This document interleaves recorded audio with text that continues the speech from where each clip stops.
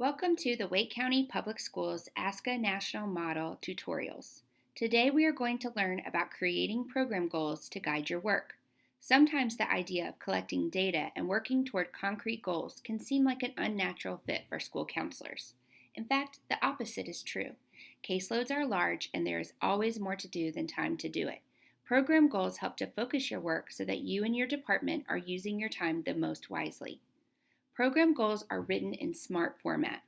They are specific, measurable, attainable, results-oriented, and time-bound. The goal statement should be clear and concise.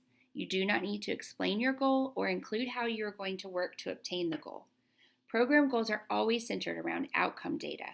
Outcome data is achievement, attendance, and behavior data. Other data like pre-post tests or needs assessments may inform the outcome goal, but the primary focus of the goal should be outcome data. The first step in writing your program goals is to look at the priorities of the school. The school improvement plan is a great place to start. If you do not sit on your school improvement team, you can read the written plan or make an appointment with an administrator or other building leader to discuss the SIP plan. It's important for the school counselor to think about how their work will inform the overall goals of the school. For example, if achievement is a school priority, the counselor might work with students on academic skills, appropriate scheduling, or class attendance. The second step is to disaggregate data and look at achievement, attendance, and behavior discrepancies by subgroup or category. Subgroup gaps could be race or ethnicity, grade, or gender. Needs may also be identified by a category like a specified number of absences or office discipline referrals for a certain behavior. Work with your school counseling or student support services department to prioritize and select needs to address this school year. If you are solo at your school, consider making an appointment with your administrator to discuss the focus of your program goals. Not only will this ensure your administrator's support, it is good advocacy for your role when your administrator sees how school counseling supports the needs of the school identified by the school improvement plan. The final step is to dig deeper and see what is contributing to your need, gap, or concern. For instance, if you were researching a program goal about attendance, you would want to find out more about why a certain class or grade level has a high number of absences. Sometimes this digging deeper gives you information to inform your goal, and sometimes you dig deeper to find that a counseling intervention or strategy is not likely to support the goal. Remember, you are writing program goals to focus your work. If it's not the best use of your time, move on. Finally, you are ready to write your SMART goal. ASCA has a great SMART goal template on their website, which I have linked in the notes. This template really helps you to focus your goal and make sure that it meets the SMART criteria. A few tips before we begin looking at a program goal example. Your program goals will not encompass all of your work. That's okay. The program goal is intended to provide an annual focus for the school counseling program.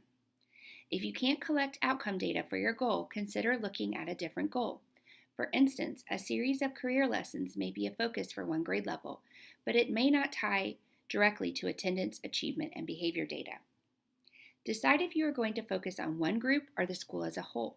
If you are focusing on behavior referrals and you are only working with students referred for bullying behavior, you probably don't want to include all referrals in your goal. Finally, ASCA recommends having 2 to 4 program goals. Let's look at an example of the process for creating a program goal. At Morris Elementary, the school improvement team has identified 4th and 5th grade test scores as an area of focus. First, we will disaggregate. The school counselor knows anecdotally that teachers have been concerned that students who were on grade level in class did not pass the end of grade test. She works with school leadership to create a spreadsheet with the previous year's final grades and end of grade test scores. She is able to sort by final grades to identify which students were on grade level and then to look at test scores. When she has looked at the data, she has identified 25 students to target. She identifies her target group as students who were on grade level for the final report card in the previous year and did not pass the end of grade test. After identifying her target group, our school counselor digs deeper by discussing the targeted students with their classroom teachers and instructional support teachers. She learns that some of these students are very anxious on test days, and some need better test-taking skills. She decides that she can implement strategies to support these students within her role as a school counselor. Our school counselor uses the Ask a template to help write her goal. By June, 60% of students who were on grade level at the end of the previous year and did not pass the end of grade test will score a 3 or higher on the end of grade test for the current year. A level 3 is the passing rate for our Morris Elementary end of grade test.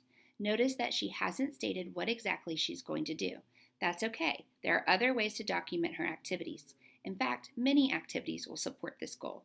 She may have some curriculum lessons that will support students in the test-taking skills. She might implement a group to help these targeted students. She might call parents to encourage their support. For program goals, we are not describing activities. We are focusing on outcomes on which the program will focus efforts. Now let's check our smartness. Specific. What do we specifically want to achieve? We want students to pass their end of grade test. Measurable. Is it measurable? Yes. Student achievement is measured by the end of grade test. Achievable. Is it a reasonable goal? Because the students in our target group are on grade level in class, having a majority of them pass the test seems reasonable. The first year you create a goal, you might be taking an educated guess. As you fine-tune and tweak your goal next year, you might have more information about what amount is achievable. Later, we'll look at a school-wide goal to see how that percentage change differs. Relevant. Is it relevant? We know that the goal is tied to our school SIP plan, and we also know that it uses outcome data, so yes. Is it time-bound? Yes. We see that the goal will be achieved by June of the current year. In reality, we would include the year along with the month. Let's walk through a high school example to see a broader program goal. At Brooke High School, the SIP plan has discussed the importance of 9th grade promotion and the ultimate goal of graduating on time. The SIP team created a school-wide goal to increase 9th grade promotion. The school counseling team looked at the 9th grade promotion rates and saw that a higher number of African American males and Hispanic Latino males had been retained than any other subgroup. At Brooke High, there were about 175 African American and Hispanic male students in their 9th grade class. After identifying their target group, African American and Hispanic males, the counseling team dug deeper to identify areas of need. Looking at school climate survey data, they saw that African American and Hispanic males were less likely to identify a staff member that they connected to. In speaking with the 9th grade teachers, they learned that many teachers were concerned about students' study skills. The counseling team decided that they can implement strategies to support these students within their role as school counselor.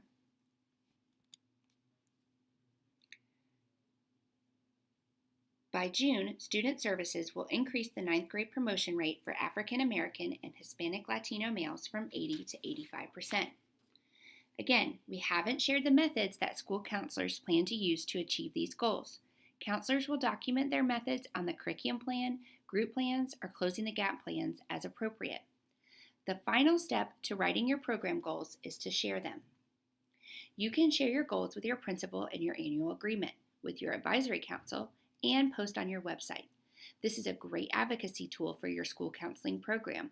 When your stakeholders hear that you are affecting passing rates, academic achievement, attendance, or behavior referrals, they will see the crucial role that school counselors play in the education of all students. Thank you for joining us today. Check back to hear more about the Ask a National model.